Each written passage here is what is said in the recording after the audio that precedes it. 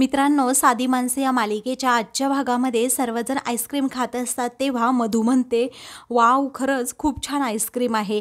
मग आता सावंत काकूने बरं झालं लक्षात केलं, नाहीतर आईस्क्रीम खायची राहूनच गेली होती दुपारच्या जेवणानंतर, असं मधू म्हणत असते. त्याच वेळी आता सत्या सगळ्यांकडे पाहतो.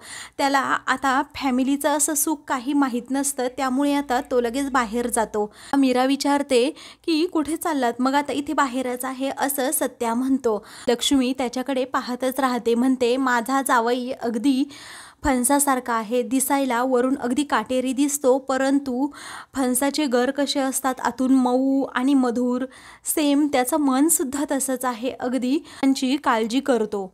अगं मीरा, जा आणि त्यांना आईस्क्रीम नेऊन दे असं आता लक्ष्मी म्हणते. त्यावेळी मीरा लगेच सत्यासाठी बाहेर आईस्क्रीम घेऊन जाते. इकडे पंकज आपलं रडगाणं गात असतो आणि रडत असतो. तो म्हणतो की माझ्याकडे माझ्या आयुष्यात असं काही राहिलेलं नाही आहे. आता मी त्या मुलीच्या प्रेमात पडलो आणि साप फसलो मम्मा.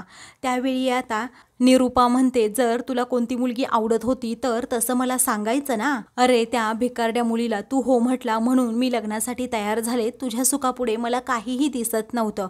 तुझ्या पप्पांची सर्व कमाई घेऊन तू पळून गेला लग्नातून. अरे, म्हणजे हे लग्न फक्त तू पैशांसाठी केलंस का? त्यावेळी आता ती म्हणते, काय रे पंकज, तुझ्याकडे तुझ्या बापाचा एवढा सर्व पैसा आहे, तरीही तुझी अवस्था ही का? कुठे आहे तुझा धंदा? कुठे आहे तुझं ऑफिस?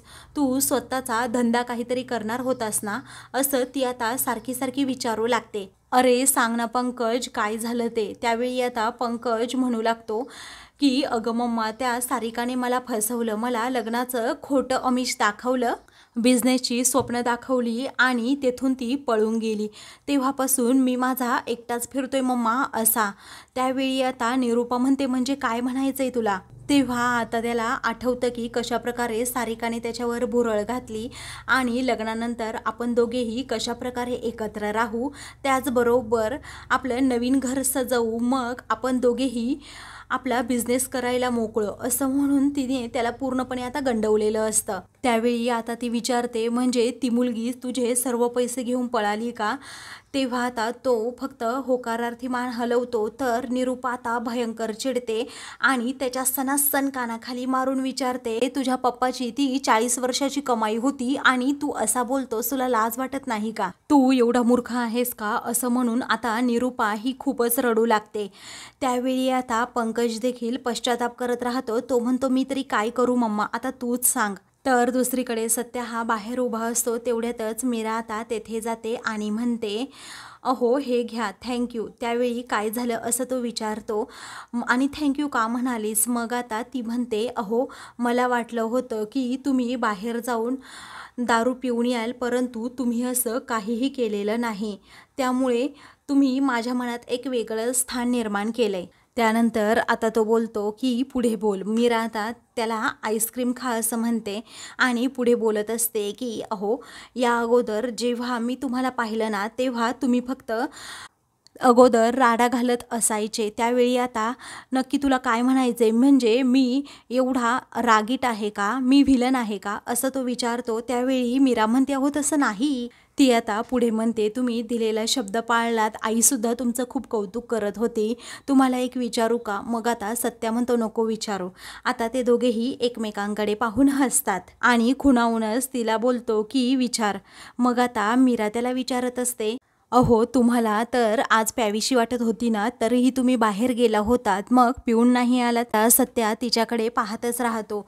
दुसरीकडे आता निरूपा म्हणते की आता काही खरं नाही, सगळं काही तुझ्या हातातून गेलंय. तुझ्या बापाने येतानेच मला सांगितलं आहे की त्या तुझ्या बबड्याला, नालायक मुलाला सांग की माझे पैसे येताने परत घेऊन ये म्हणून. तुला कुठे दिसला तर तो. त्यावेळी आता निरूपा हे सगळं काही त्याला सांगते आणि म्हणते, एक गोष्ट लक्षात ठेव, आता तुला घरी येता येणार नाही, कारण तुझा बाप खूप चिडला आहे. त्याचबरोबर तुझा तो नालायक पनवती, तो तर तुझा जीवच घ्यायला टपला आहे. त्यामुळे प्लीज तू येऊ नकोस. असं म्हणून ती आता त्याच्याकडे पाहत नाही. तो म्हणतो, मम्मा प्लीज. अगं मम्मा, माझ्याकडे एकदा पाहा ना. तरीही ती आता पाहत नाही. तो म्हणतो, मम्मा असं करू नकोस ना गं. अगं, तुला माहीत नसेल पण जेव्हा मी रेल्वे ट्रॅकवर मला जीव द्यायला गेलो होतो तेव्हा फक्त तुझा चेहरा आठवला म्हणून मी घरी आलो. मग आता निरूपा म्हणते, असं का केलंस तू? इथून पुढे तू असा वेडेपणा कधीही करायचा नाही. मग आता तो म्हणतो, मम्मा मला घरी येऊ दे ना गं, कारण मी जर घरी आलो तर सर्व प्रॉब्लेम सुटतील, मी पप्पांना समजावेल. मग आता ती म्हणते, हे शक्य नाही आहे. तो म्हणतो, मी त्या मुलीबरोबर लग्न करतो वाटलं तर. तेव्हा आता ती म्हणते, त्याचा काहीही उपयोग नाही, कारण आता तिचं लग्न सत्याबरोबर झालं आहे. तेव्हा त्या पनवतीबरोबर असं म्हणून आता पंकजला मोठा धक्काच बसतो. तो आता विचार करू लागतो. त्यानंतर आता ती आता त्याच्या हातात काही पैसे टेकवते आणि काळजी घे असं म्हणून रडतच तिथून जाते. तेव्हा आता पंकज त्या पैशांकडे पाहतच राहतो.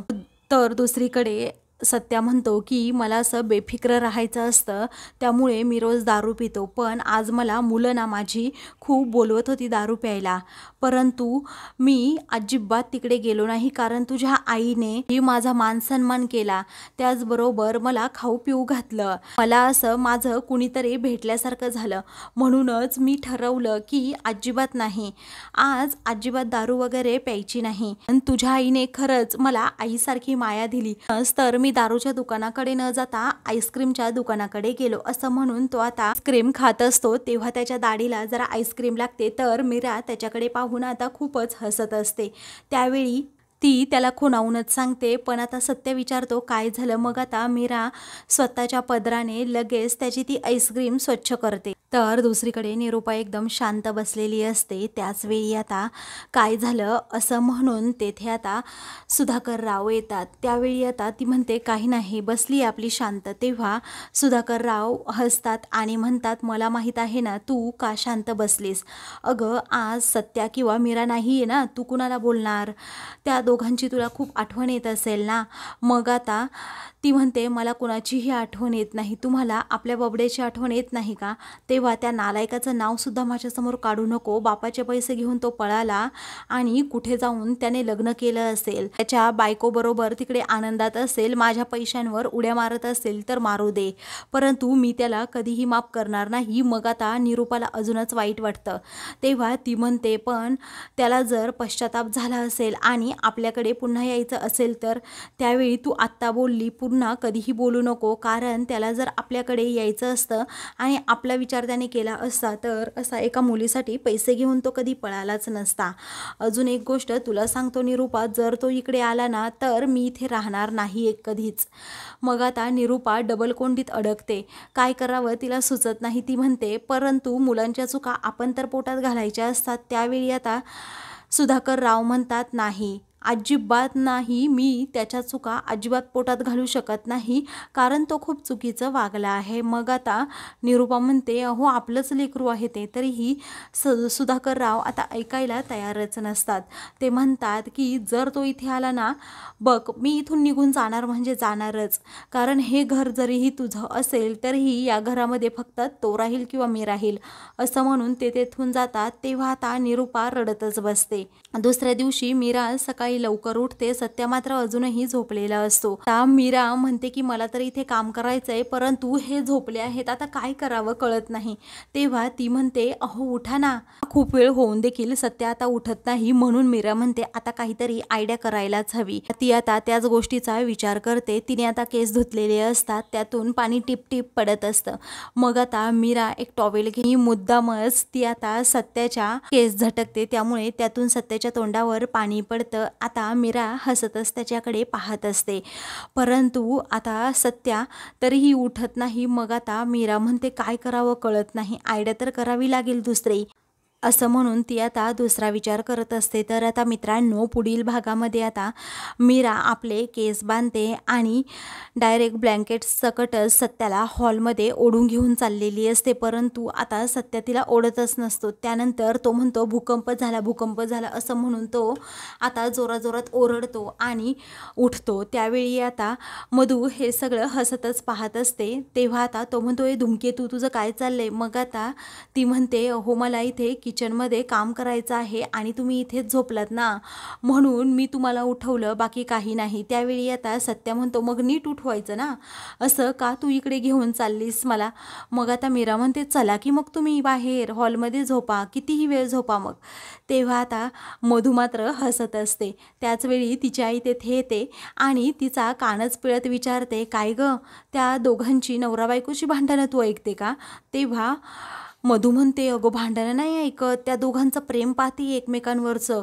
अगं मीराताई, जर आम्ही दोघेही म्हणजे राज आणि मी जास्त वेळ झोपलो तर कशी जबरदस्तीने उठवायची? आणि आता नवऱ्याला कशी म्हणते की तुम्ही बाहेर हॉलमध्ये जाऊन झोपा म्हणून?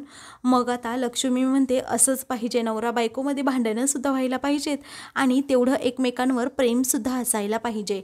अशाच मालिकेंचे पुढील भाग पाहण्यासाठी चॅनलला सबस्क्राईब करा.